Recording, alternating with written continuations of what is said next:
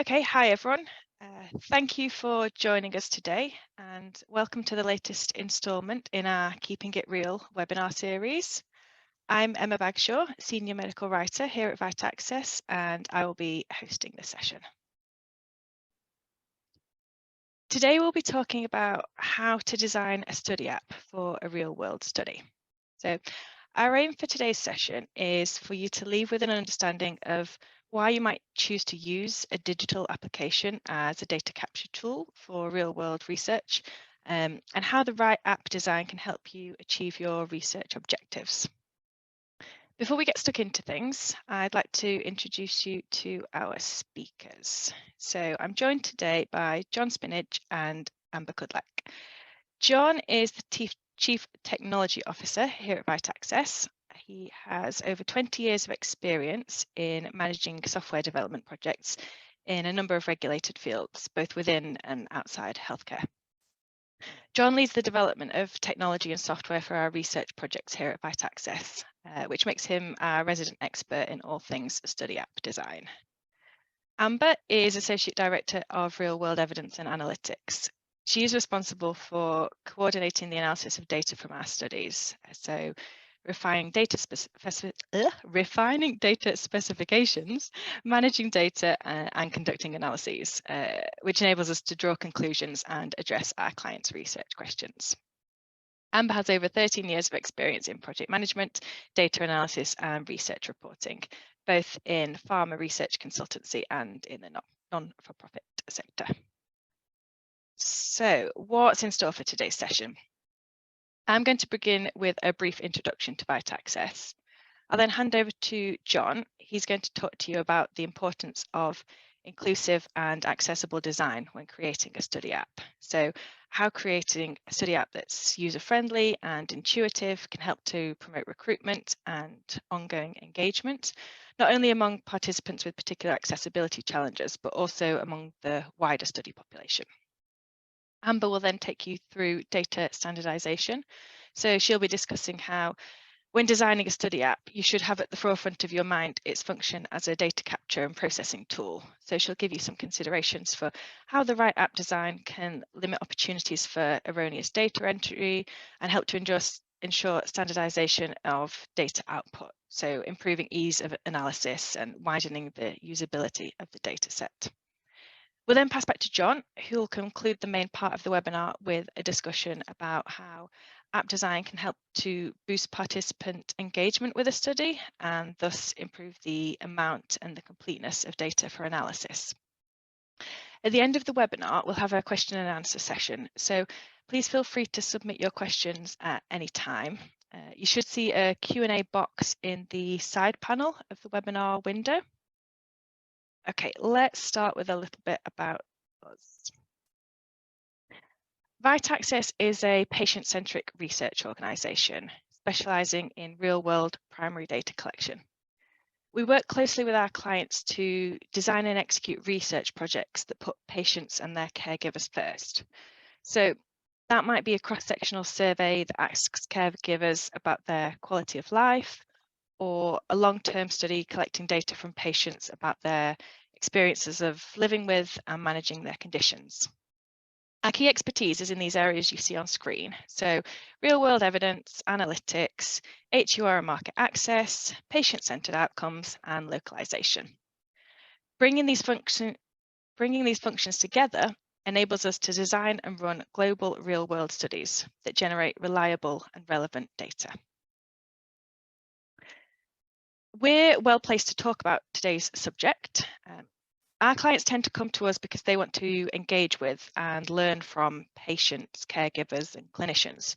So we designed our own app-based data capture tool called ViteAccess Real, which allows us to interact directly with these people. For most of our studies, participants self-report at least some of the study data about themselves and their health directly into a study app, either one that they download onto their phone, as you can see here, or one that they access online on a computer. We find that this app-based approach brings a whole host of benefits to the research process, many of which Jon and Amber will elaborate on later. But probably chief among them, it's about making life easier for study participants. With a study app, participants don't have to go into a physical study site to contribute to a study. They can download the app onto their own phone or access it online, then enter data privately without the potential pressure of a researcher close by. They can enter data at home or out and about at times that are convenient to them. Apps can also be used to collect data entirely passively with no effort from the participant at all through the integration of wearables or device sensors. So the ease of taking part in a study in this way can increase the attractiveness of research to potential participants. So we find that recruitment tends to be strong, and we can pull in particular participant groups who may have specific challenges with site-based research. And then once in the study, the ease of participation promotes continued engagement and thus ongoing and complete data entry. So ultimately, the downstream effect of a well-designed study app can be large amounts of high-quality data from a large and diverse population. And this means that we can then draw robust, reliable conclusions that help to answer our sponsors' research questions. Our own app-based platform, ViteAccess Real, is designed around this modular architecture. So that means we've pre-built a range of digital components that are likely to be of use when running a real-world study, such as an electronic consent function, patient-reported outcome surveys, or a safety reporting feature for pharmacovigilance requirements. And then these can all be customized to meet the needs of a specific study. So this modular approach means that data collection and reporting tools for a study are up and running quickly and easily. So we find that this app-based approach makes it a very fast, efficient way to conduct research. Okay, that's about all for ViteAccess and our approach for now. So I will hand you over to our first speaker, Jon, to begin our discussion. Thank you, Jon. Thanks, Emma. Hi, everyone. So I'm going to start by talking about the design of the study app, and in particular, inclusive design. So you can see up on the slide there is a statement from Microsoft, actually, and it really just kind of helps us understand that we have to recognise exclusion and inclusion, not just in the criteria we set for the study, which you might be familiar with, meeting certain exclusion criteria or inclusion criteria to get the right type of participants recruited for a study like this. But we should also think about those who are trying to access and participate in a study and what different abilities they may have. So the theme of what Microsoft have to say there and what we would want to say too is that if we create solutions for one that extend to many, we can cover this group more easily. We recognise everyone has abilities and limits to those abilities. Designing for people who have permanent disabilities actually results in designs that benefit people universally, and in some ways having constraints is a good thing. We can see a bit more of this on some later slides. But something else to think about is that we can learn from the diversity all around us. We know that research shows that around 15% of the population worldwide experience a disability that affects their use of the internet and internet-connected devices. So if there's a couple of statements I'd encourage you to try and take away from this talk, then it's these on the following slide, which say that inclusive design is good design, and we'd encourage people to think about who are we leaving out, if anyone. The benefit to this type of thinking is your study will have as few limitations as possible for the chosen cohort of participants, and the outcome there is that you'll maximise your chances of successful recruitment and engagement if everyone can easily take part. So on the next slide, we start to look at how we go about setting up an engaged group of relevant potential participants. And that's a really essential part of co-creation. So this is the beginnings really of starting to think about study design and the design of the app.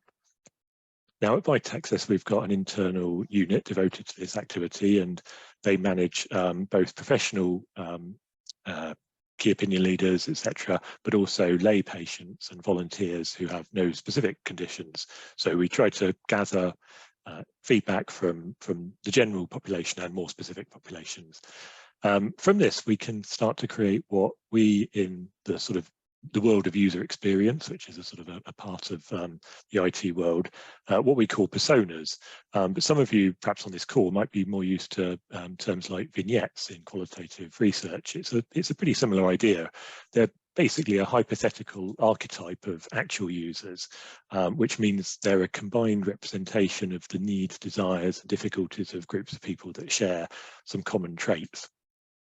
And by creating some of those personas, it helps us inform our user journeys throughout the app. So we consider how would, one person that we've constructed in this way, how would they experience using the app and the journey that they would have versus somebody else who might have a different experience of using the app. We've got great diversity within our company here, but we recognise there can always be shortcomings, so we work with groups to try and address those. And without that diversity of experience and thinking, we wouldn't understand the diversity of the patient groups, because they not only have certain aspects around them given the indication that we're studying, but they will represent the general population as well. So we need to include that diversity. We need to check the PROs we're using are relevant. So that's great to be using this co-creation approach to make sure it's relevant to the group we're studying. Feedback's not a once only thing. So we use agile software development here, where it's constant inspection, iterations, learnings, feedback, feeding that back into the development. And so getting that constant feedback and pushing that back into the way we change the app design is an ongoing process. Several of the ways we use to gather that feedback is in-person patient events. Those have been successful in the past. We certainly talk to patients on conference calls, sometimes attend patient advocacy group events.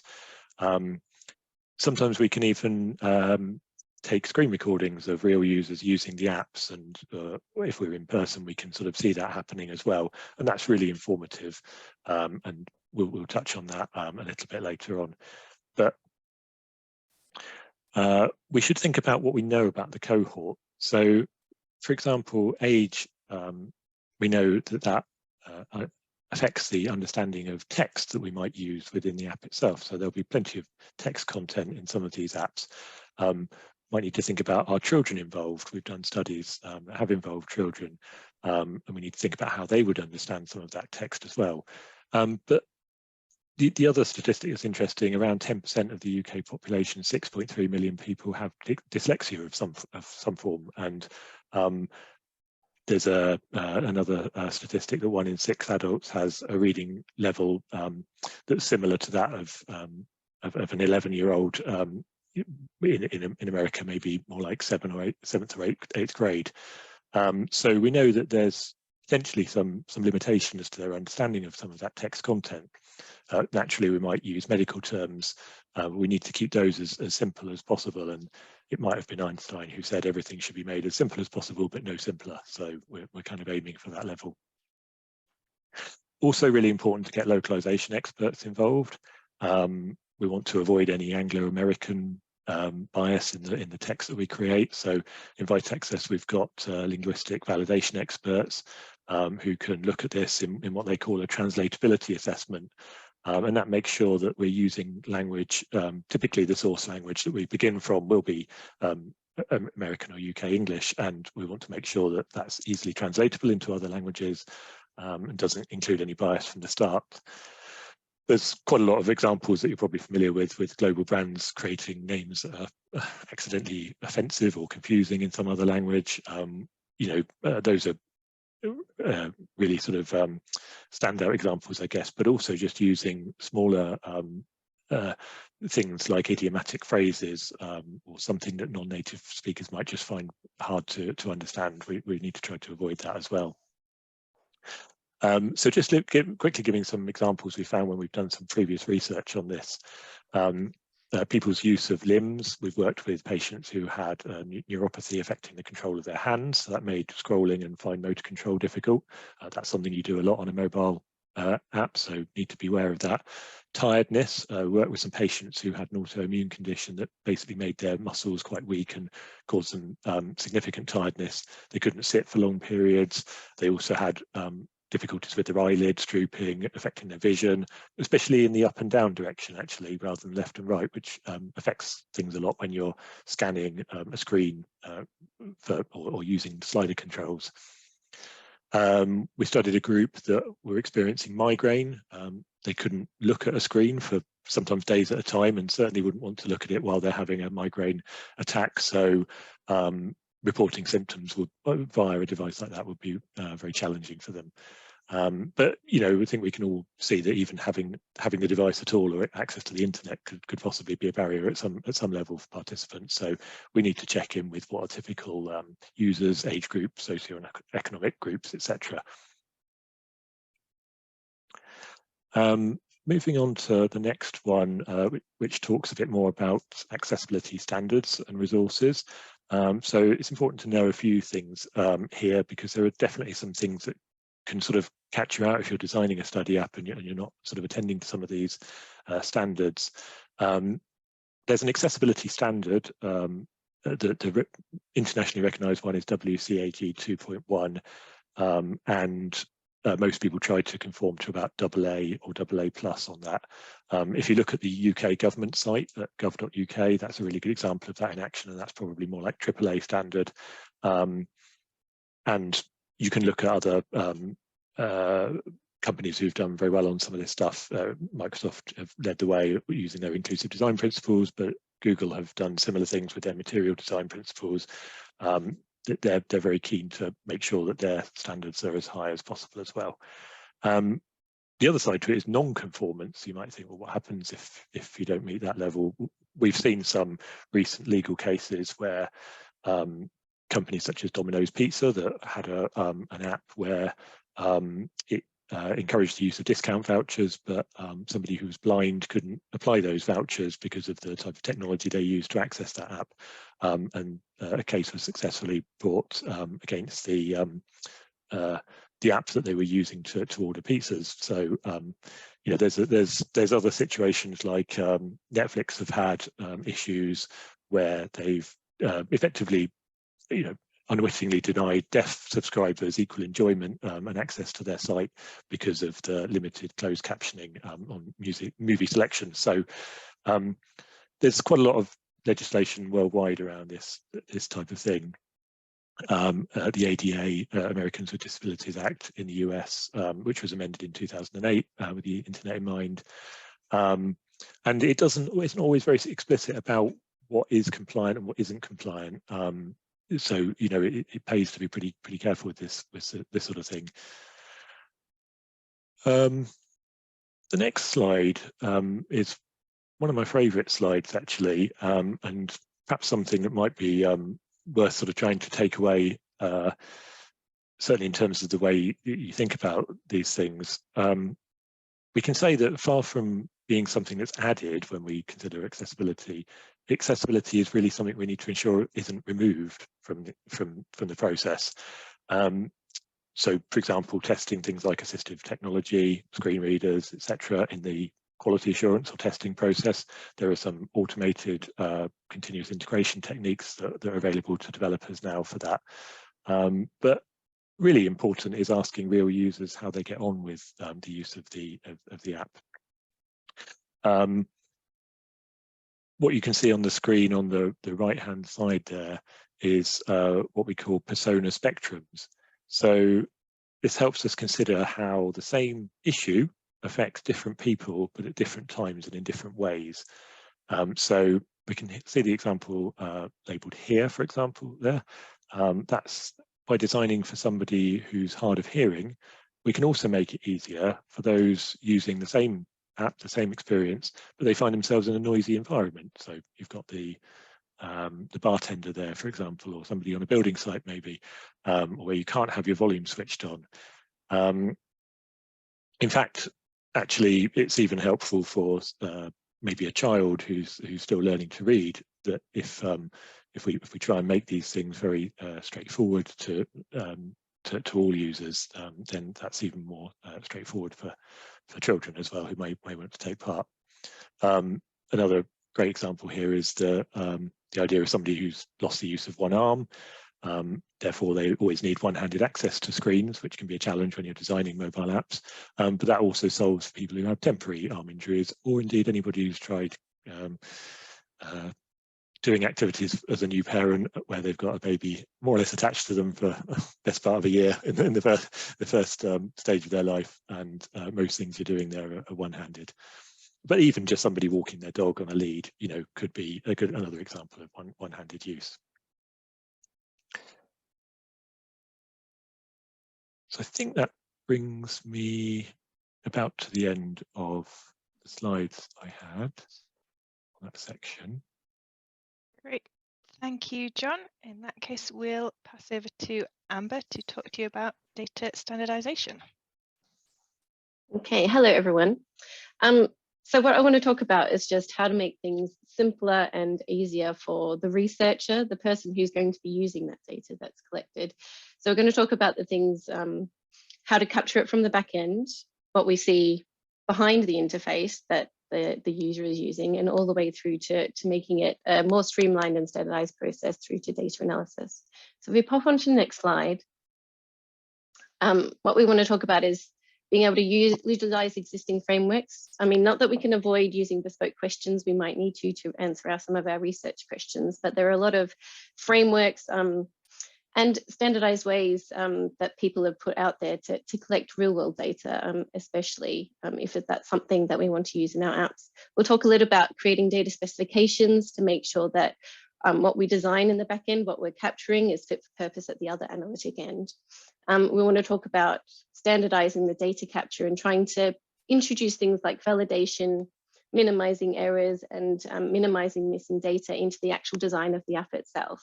And then being able to streamline that processing of the actual data from that raw stage right through to the analysis to make it easier for the researcher. So pop on to the next slide. So I want to talk about some of the frameworks that exist out there. So these are organizations, whether or not they deal with real world data, where they give you a complete suite of standards. We have CDISC, we have the EMA, which is the data quality framework for EU medicines regulation. So they either provide general considerations for things about data quality, or the way that we can capture certain items and fields that are captured a lot, especially in like a regulatory or a reimbursement environment. So when you first got your app and you're designing it, you really need to think about, where is this data going? We're collecting it for a reason. What's our research question? Is it going towards reimbursement, some sort of project that'll go in a package towards reimbursement? Is it going to like a regulatory body? Is it going towards a publication? Is it going for a landscape setting, maybe some epidemiological study? Or is it going towards a collaboration? So all of these frameworks can really come into play when you think about the final purpose of the data itself. NICE also has a lovely one, real world evidence framework, which is bringing in, talking about using real world data and kind of applying some of those same rigors that clinical trial data have around it if we want to start using real world data in that really formal regulatory setting. So if we pop on to the next slide. So what we want to talk about now is just using some of those, trying to make things simpler along the data pipeline. So obviously you have the raw data, we have a user who's entering in data, filling in a survey. What they see is the beautiful interface, which might have some drop lists, some scrolling bars, but we also want to make sure that we build in simplicity, reusability into the actual background and to the back end of the app, so that the data pipeline is as smooth as possible. We want to make sure that we build in things like validation and into the processing itself, so minimal data handling from the raw stage right through to the analysis. We want to make sure that we think about things like coded responses, especially if our particular app might be launched in different countries. We want to make sure that we capture everything in a standardized way in the back end. We want to build in ranges, we want to build in field limits, and we want to build in logic skips. So the data is actually kind of cleaning itself as it's getting entered. We want to talk about using minimal free text as well. That does make everything a little bit harder to analyze. It's not always avoidable, but if we kind of minimize the amount that we do use and try and use either a framework or some standard responses to make things easier at the other end. And the other thing that we can build into the design is error messages and forced completion, so we don't have some of the issues that we have around like missing data, especially if we're using PRO instruments that we've paid licensing fees for. We want to make sure we really maximize the amount of the data that we are capturing from individuals. John will touch on rewards and trying to maximize engagement on the next couple of slides, but there are things that we can do in the back end to make sure that the data we're capturing is of the highest quality. The other thing that we can do is applying processing rules. So we're talking about the amount of minimal handling from raw to the actual analysis. The more steps we involve in terms of cleaning and transformation, if the data itself is not in a good way, the more that we introduce error, potential error, into the data itself, and the more, the harder the audit trail is to trace that data from its raw status right through to any analysis or reporting that we are doing. We want to be fully transparent in everything that we do. Any code books that we create that manipulate the data, they need to be fully transparent and they need to be annotated. We want to minimize redundant code. So that does get easier if you're using standardized frameworks as well, because there's a lot of recycling that can go on if you are using data specifications that have been used in other processes. And it does make the collaboration easier if your data is going towards perhaps a pooling project or something like that. If your fields are already captured in the same standardized way as another institution, it does minimize the amount of processing that has to be undertaken on the raw data itself. So we really want to maximize our opportunity for standardizing, making things simpler for ourselves in terms of the actual processing, so that when it does come to making an analysis from the raw data, a lot of those steps have already been handled within the design of the app itself. It's a lot cleaner, it's coming out in a smoother, more standardized way. We can apply things that have already been used before, especially like recycling code books. And in all things that we do, especially if our data is going towards a reimbursement body or a regulatory body or any publication, everything has to be really clear, it has to be transparent, it has to be auditable, and it has to be reproducible, especially if it's going under scientific peer review as well. I think that's the end of my section. So I'll pass back on to John to talk about engagement. Amber. Thank you. Thanks, Amber. Thanks, Emma. Okay, so in this section, I'm going to talk a bit about the engagement on these studies. So there's many ways you can encourage engagement in real-world evidence studies, and the area of motivation, rewards, payments, gamification is huge. We'll only have time to touch on some of the key points today. So if we can go forward, these are some of the things we'll look at during these slides. And if we just move on to the next one, and just take a moment just there to read a couple of definitions. I want to introduce the concept of extrinsic rewards and intrinsic rewards. And reflecting on the definitions you can see there, which I'll just read out. Extrinsic rewards is all about the user performing a certain behavior because they want the reward, or they actually want to avoid a bad outcome. We probably hope that doesn't happen in our apps, but that's a sort of an extension of this concept. There's some kind of reward that it's the reward they want. Intrinsic rewards is more like a sense of satisfaction or personal sense of reward from having done whatever the action is. And perhaps I'd sort of ask the audience to just think in your own minds, consider when you've been motivated to do something recently, have a think about were you motivated by the extrinsic rewards around that or by the intrinsic rewards? And perhaps extend that thought to reasons a participant might be motivated to take part in a real-world evidence study. What parts of that participation might be driven by extrinsic and intrinsic criteria. So while you're thinking about that, I can just run through a few examples of the differences here. So the first one I've got is, think about participating in a sport. You might participate because it's fun and you enjoy it, and know, maybe you've played it for a long time and you've got to a good level and it's great fun. Maybe you're participating in a sport in order to win a particular reward in a competition, or actually to get physically fit. Now, it's quite likely you're doing it for probably both of those, all of those reasons. But the first one, because it's fun, you enjoy it, that's more the intrinsic reward. Whereas in order to win a competition or get physically fit, that's more to do with the extrinsic reward. There's a few more here we can do. Learning a language because you like experiencing new things, or learning a language because your job requires it. I think you can see the difference between the intrinsic, extrinsic there. Playing cards because you enjoy the challenge and you like to play games, or playing cards to win money. Exercising because you want to physically challenge your body and achieve something there.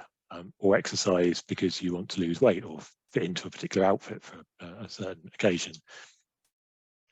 There's quite a few more examples there that you can probably see, but it's worth thinking about participation, and do people want to take part in these studies because there's a specific reward that we've let them know about, or actually are they quite interested in giving back to the scientific community? Maybe there's very little evidence in the area of their disease, and it's an altruistic experience for them. You know, they want to give that data because they want it to improve other people's chances in the future, for example. So if we move on to the next slide, we can see a term that's used in the software industry. So in software development, we call this the idea of gamification. It's quite a difficult term to use in this context, really, because although it's the term that's used for describing techniques that make participation in a application of any sort, really, mobile or otherwise, more interesting and engaging, it's important to realise that participants of our studies might not really appreciate that term.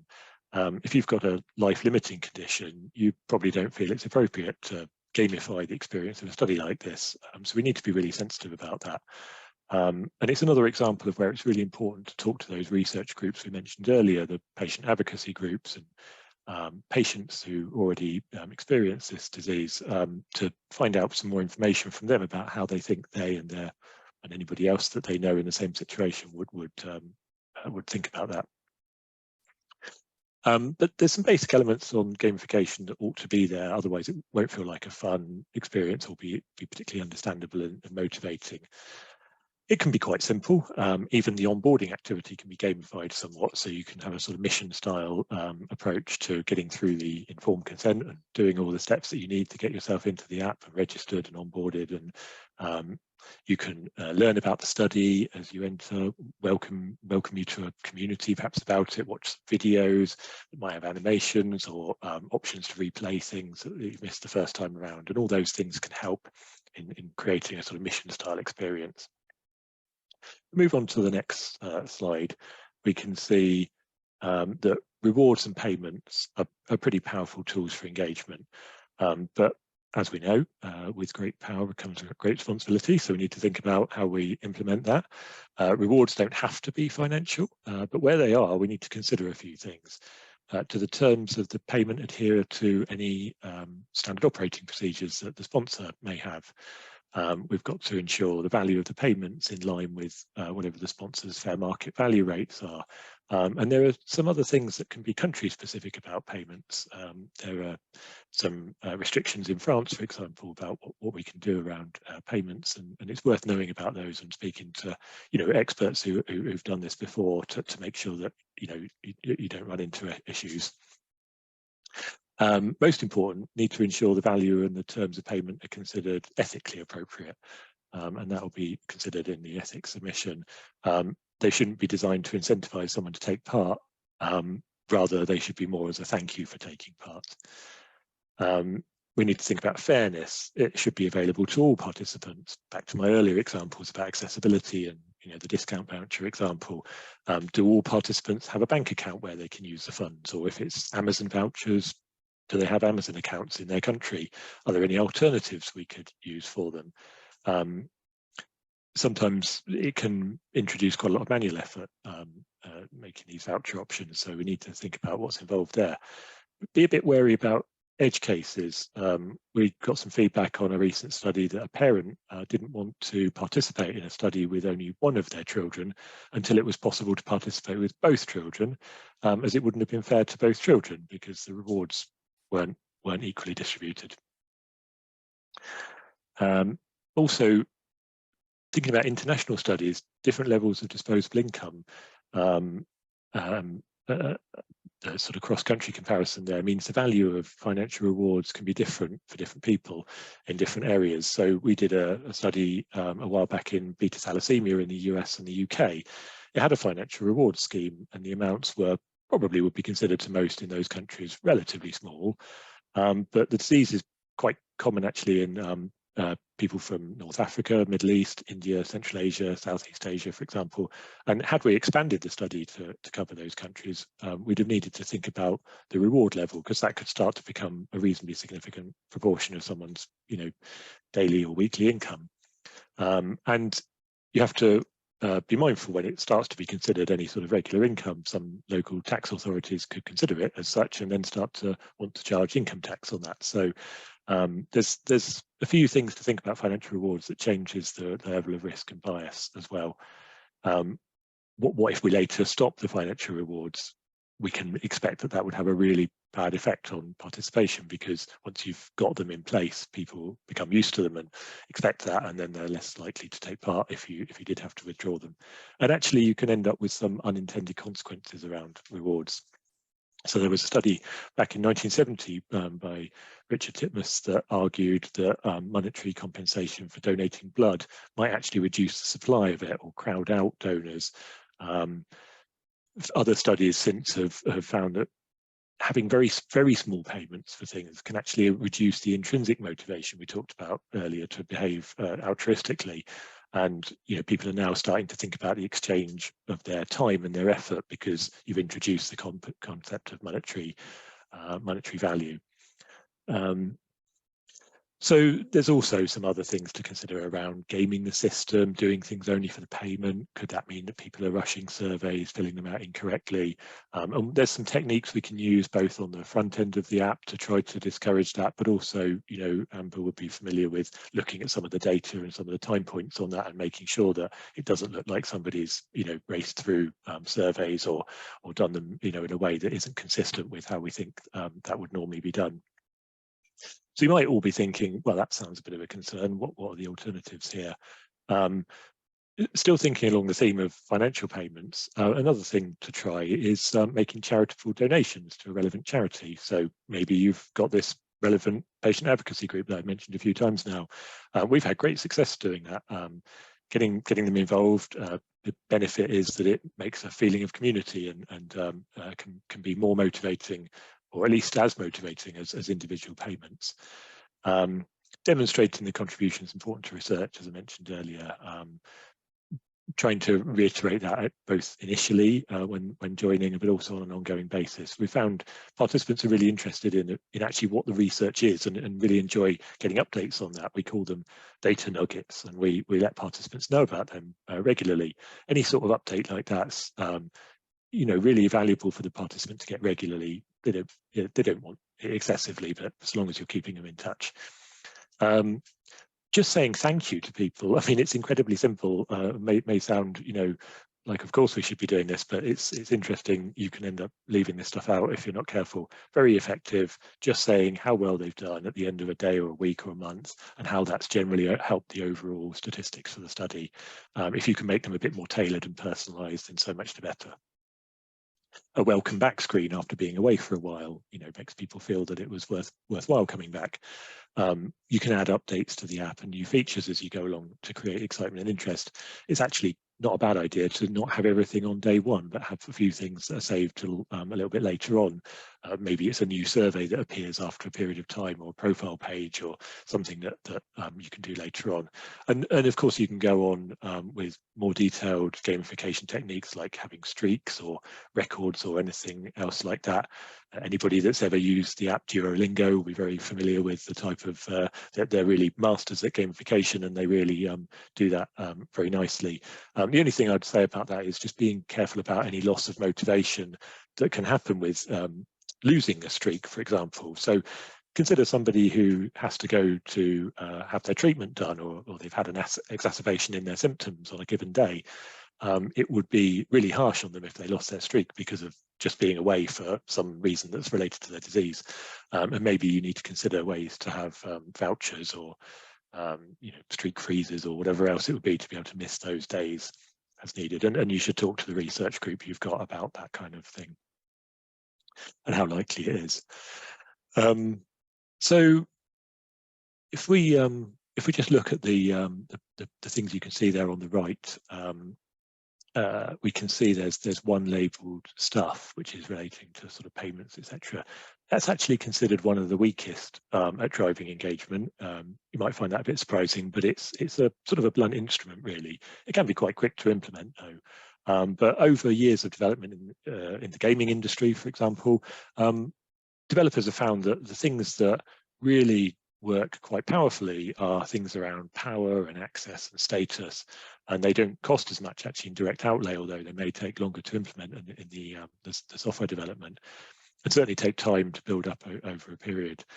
So figuring out what's the best sort of cost-benefit ratio of that is not always straightforward, and it may not be appropriate to have things like status or power or access in an app like this, but it's just helpful to have that framework when you're thinking about these things. Now, the next slide, I think, is a diagram that, again, in the area we work in development, has been developed by a chap called Michael Wu, and it shows a useful summary of those relative extrinsic and intrinsic motivators along the top. So you can see some different types of things you might be able to implement into any kind of app, really, where sustained engagement over a period of time is needed. And then you've got this idea of the length of time it might take and when you could bring these things on board, and what type of sort of metrics you can see around the degree to which that might be easy to implement or difficult to implement, how much intrinsic or extrinsic reward it brings. It's another useful framework that you can use when you're thinking about one technique versus another. Final slide for those who like to go away and do a bit of further reading. I can really recommend the book Hooked by Noah Isle. He's a thought leader in the area of habit forming apps. So he introduced the hook model back in 2014, which has been used to great effect in apps, and to be honest, when you read it, you realise how much some of the apps you use on a regular basis are using these kind of techniques. Great effect in things like getting people to the gym or doing online learning and that sort of thing. This idea that you have a trigger, there's some action, there's some variable reward. People actually quite like the idea that it varies and isn't the same every time, and the sort of investment of time that goes back into creating that trigger, and it's kind of a perpetuating loop there.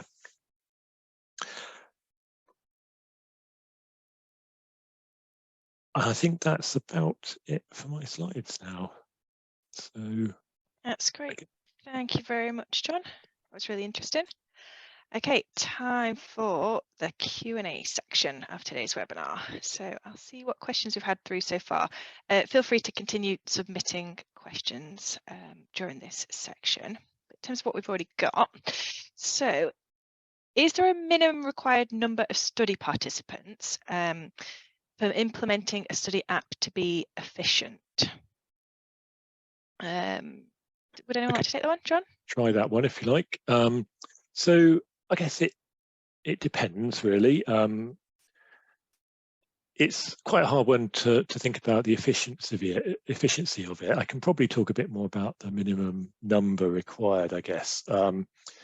Depends on how bespoke the app needs to be versus something ready-made, I guess. And there's the fact that there's the study duration and frequency of data that are important, not just the number of participants.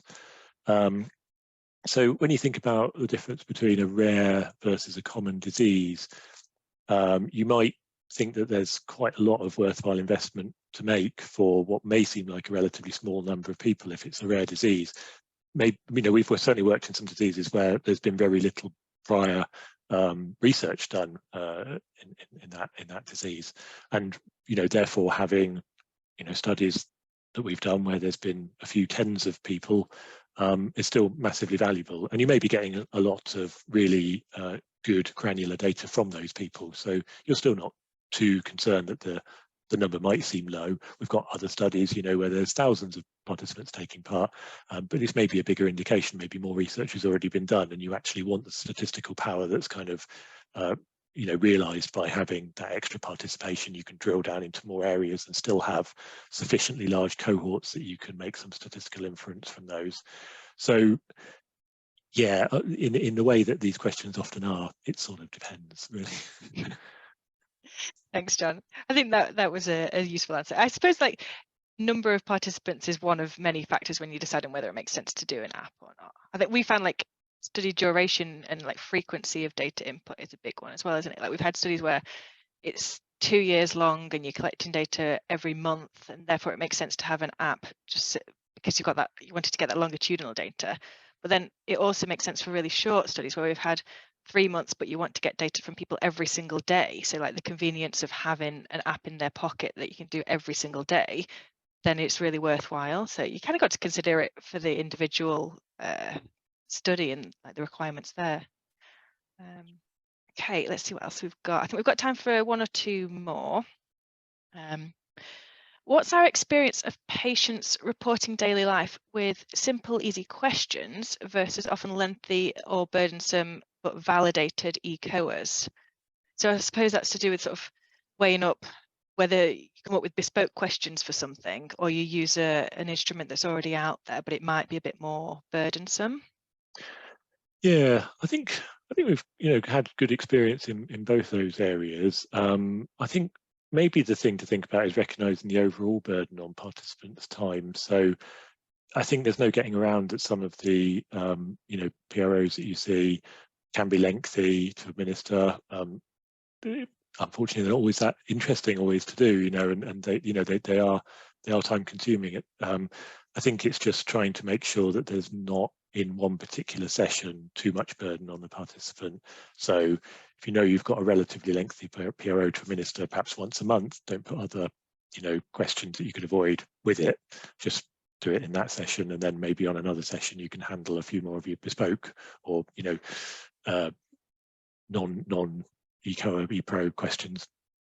Yeah, I think we find like you often have to use a mix of the two depending on exactly what data you want to capture. If there's a PRO instrument that captures the concepts of interest, then you kind of look towards including that first to enable sort of comparability between your data and external data sets. But we often find that we have to develop bespoke questions if our sponsors are looking to answer something very specific. I personally find that's where it gets really interesting. As a medical writer, I'm involved in coming up with some of the questions there. So it's really interesting talking to the patient groups, as John was saying before, in the early part of the study development, and thinking about how to word those bespoke questions and what concepts are important to patients and what you want to capture there. So I think it's useful to include both, but you've just got to consider which is appropriate in which situation. Right, let's see, we've got one more question just come in, so I'm reading it as we are here now. What's the level of acceptability of data from real-world app-based studies by HTA payers and other decision-making stakeholders? We found that our data is used in these kinds of submissions. I know that we've had data from our studies being used in NICE submissions.